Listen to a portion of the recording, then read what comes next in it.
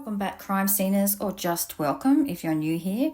I know it's been a bit since the last video, but everything that was stopping me from doing videos has now been resolved, so we are back on the case.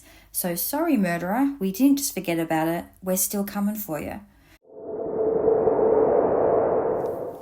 Okay, so as usual, we have the disclaimer here, and I want people to really look at this statement.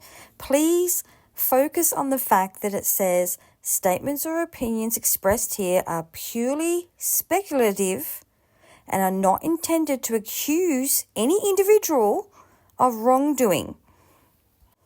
Also note the part that says the information provided reflects personal observations or hypotheses. Any conclusions drawn from this content should be viewed in this context. I want you to really read and understand it. If you don't understand it, go get a dictionary or ask somebody else what this means. Seriously, get somebody to explain it to you, because I am not accusing anybody. There's not a single person in this whole world that I would accuse of murdering Nanette Ellis. That is because I don't have nearly enough information to be able to say, hey, that person did it. So if you think I'm barking up the wrong tree, that's what the comments are for, and that's what my email address in the description is for. So I'm sure a few of you right now are thinking, what is she on about? Has she lost her marbles? But I will explain. I uploaded a video yesterday, I think it was, and then I took it down pretty much straight away because I set a couple of people on my sus list, and somebody emailed me and said that it could be upsetting to the people that I put on my sus list because it feels like I'm pointing fingers. So I'm redoing this whole video just to be nice to the person who was upset, because I most certainly am not pointing fingers at anyone. Like I said, I just don't have enough information to be pointing fingers at anybody. Now, I said in this video, but I will stress it again for those who don't listen properly, the people that were on the sus list are only on the sus list because there was something about them or around them that seemed a little strange. They are not suspects. I am not pointing fingers, and I am not saying they had anything to do with Nanette's murder. I also said in that video that things sometimes seem sus because we just don't have all the information. I mean, look how far we have come. I mean, after the first video, everything seemed sus. There were just so many questions. We had so little information when we started this. But every time I upload a new video, I get someone writing to say, oh no, that's not sus because this, and this happened. Okay, well, good. Now we know. It doesn't look sus anymore. We have a little bit more information that we didn't have before. Maybe it sends us away from one person and leads us more towards another. Every bit of information is another piece of the puzzle. And if I didn't say, hey, this seems sus, I would never know the truth. The difference between the first video and what we have now is astonishing. But anyway, after I got this email saying that, it might be upsetting to some people, I thought, you know what? No, it's a good point. Instead of getting on here and saying, hey, this looks sus, that looks sus, why not reach out to these people and maybe ask them why they did what they did, or what happened here, or what happened there, and maybe then things wouldn't look sus. But they completely ignored my messages, so obviously they want to keep looking sus, they just don't want me to say they look sus. Emily Webb told me that I am insensitive to the victim's family. I don't remember if those were her exact words, because I did take that video down so that I wouldn't upset the family. And when you take the video down, apparently the comments go with it. But that's definitely the gist of what she was saying. And I know that sometimes I do get tunnel vision. I own that. But Emily is totally wrong. I care about the family a lot, even though I've never met any of them.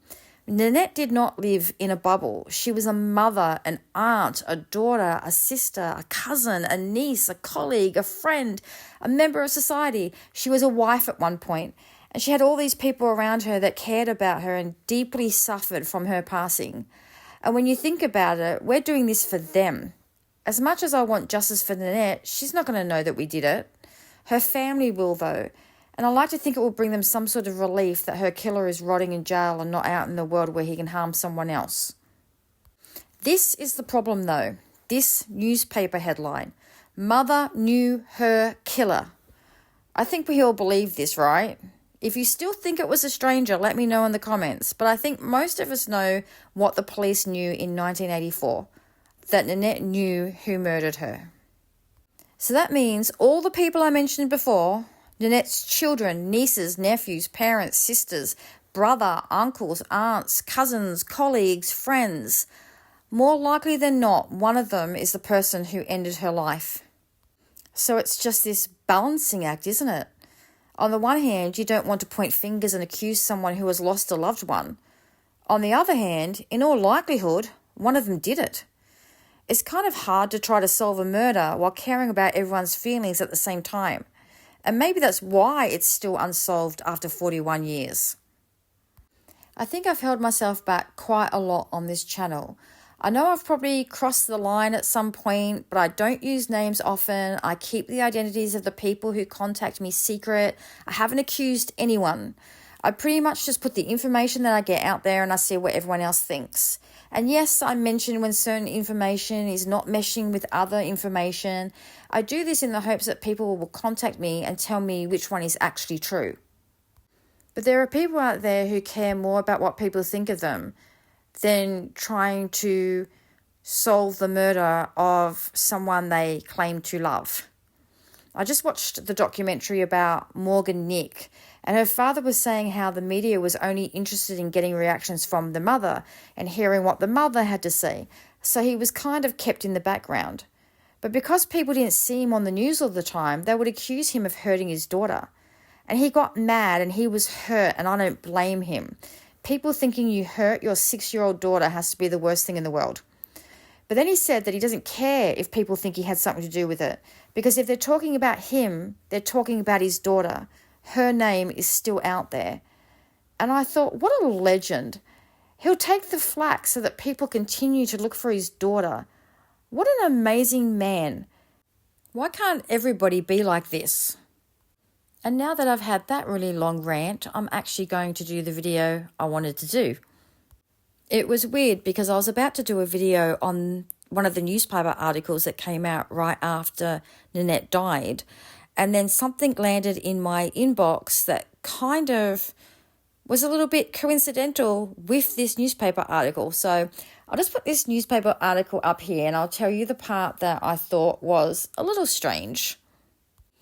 It says, workmates at the Mountain District Free Press have told detectives they believe the terror campaign was a response to a feature on Halloween Mrs. Ellis was working on.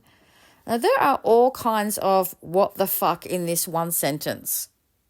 For starters, workmates implies more than one, and there weren't a lot of people that were working in that office. So we're saying even if it's only 2 workmates, kind of like a high percentage to be saying this. And it makes me wonder if these workmates, 2 or more people, have said this to the police together or separately. But why would Nanette be working on an article? She was an advertising manager. She wasn't a journalist. And also, who would get upset about a Halloween article? I mean, upset enough to kill someone over it. Also, because Halloween is months before she actually died. Most people who would have gotten upset about it would have been calmed down by then. But why would Nanette be writing an article at all? Why is she writing one on Halloween, which wasn't even a really big thing back in 1983? I mean, in 1983, Halloween was just a horror movie we watched sometimes on October 31st when it would come around and they'd chuck it on TV. We knew that Americans went trick-or-treating, but it's not something that we did here in Australia. That's it's a relatively new thing here, isn't it? So why is Nanette, the advertising manager, writing an article at all? Why is she writing an article about Halloween? And what could she possibly have been saying about Halloween that would upset somebody so much that they'd want to attack her car on a regular basis and then murder her. None of this makes sense. But I was just about to do a video about this and ask if anybody knew anything about this at all, to see if this was even a thing, when somebody emailed me Nanette's will and probate papers. There's nothing particularly weird or strange about the probate stuff. Her sister was named as the executor. Her house was worth $55,500 and she had around 12 grand worth of personal belongings. It was all to be divided between Craig and Greg, pretty standard. They would have got around $34,000 each, but they would have ended up with a little more because they sold the house 3 years later for $77,000. Is that enough to kill for? I doubt it. Stranger things have happened and people have been murdered for less, I suppose, but I'm really not getting murdered for the money here. I, of course, could be completely wrong. But both the receptionist and Greg provided affidavits to the probate court. Once again, there was no affidavit from Craig, but this could be because Greg was the person to find her and the receptionist was the last one to see her alive. Because probate is all about determining that the deceased is actually deceased before they decide if she had a valid will. So that really could mean nothing. Both affidavits were fairly short and both repeated the same statement they had given to police. The only difference is that Greg said he saw blood on Nanette's bedroom door. That isn't listed anywhere, but the photo only shows a part of the door, so I can't confirm if there was blood on it or not. I don't even know if it even matters. The will was signed as witnesses. The witnesses who signed the will were Margot, and I use her name because we know that she has since passed, and the receptionist. Now, this seemed odd to me, only in the fact that Nanette would have had a lot of people who could have witnessed her will. But for her to get the people that were sitting closest to her in the middle of the day to sign it, and the way that she has put her will here, as you can see here, it seemed like she kind of wrote it in the quickest way possible. I mean, there's very few words. The whole thing, including who signed it, seems a little bit rushed. I mean, it's literally one sentence. She didn't even write the kids' full names. The will wasn't lodged in the office of the Registrar General, and it was just basically on one of those will template things. I think if you're going to sit down and write a will because, you want to be responsible and you want to have a will in place in case something happens, you'd take some time and you'd be more specific. But this is literally one sentence, a one-sentence will, written on one of those template will things and signed by 2 people who would have been in the office with her. It just seems to kind of scream urgency to me. I mean, am I wrong here? Does anybody else think that this seems a little rushed? And the reason I'm even mentioning it is because the will was signed on Halloween. That's a hell of a coincidence. You've got workmates telling police that Nanette, the advertising manager, was writing an article about Halloween, and that may have upset somebody so much they started a terror campaign towards her. And then she's hastily writing a will, a very simple, quick will, and getting it signed by the people who are sitting right next to her and having it all signed on Halloween. It might be just a coincidence, but that's a hell of a coincidence. In a previous video, I talked about Greg's statement and how he said on the day that the radiator had been damaged, Nanette had said she thought she'd heard 2 bangs, one as she was coming out of Belgrave and one just before the car had overheated at Burvale. Obviously, if someone was actually targeting her vehicle, it would have been impossible for them to have been in both places at the same time. I mean, they're not throwing rocks at her car, jumping in their car, following her 20 minutes away, jumping out of their car and throwing rocks at her again. That's so absurd. But I did wonder at the time if she was being paranoid because she knew someone was out to get her. But this was the first incident, which would mean that if she was thinking that someone was coming for her, it had to be because of some prior incident. Was something happening around October 1983 that made her hastily write a will and have it signed by the 2 people who just happened to be in her vicinity? So what do you think? Does the will seem rushed to you? Do you think something was going on much earlier? Let me know in the comments.